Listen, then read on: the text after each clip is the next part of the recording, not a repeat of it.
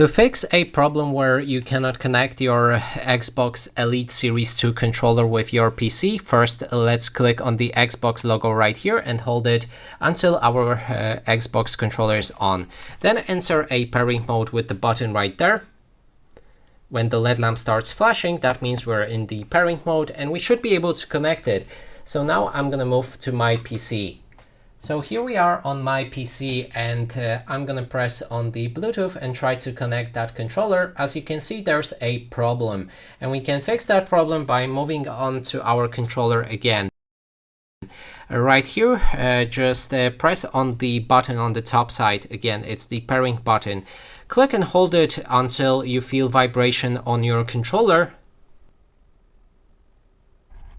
Let go of the button and wait a few seconds. Right after that, we should be able to power on our controller. Then enter a pairing mode. Now we are in the pairing mode and we can move back to my PC. You can see I'm on my PC again, and when I enter Bluetooth, let me just turn it off and on. And then we should be able to see the controller in new devices list. And when we click on it, there's this problem again.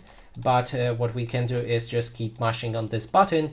If this doesn't help, then go back with the same process. So just restart your controller again with the same method. Click on the pairing button and hold it until you feel vibration.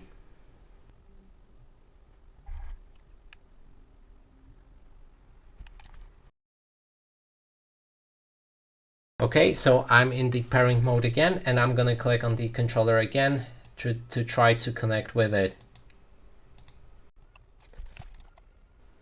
And now it's connected. So as you can see, it takes a few tries, and I don't know what's the issue with that, as my friend has the same controller and it works fine for him. He can just pair his PC in any time. But on my controller, I have this problem. So that is basically everything. Thanks so much for watching.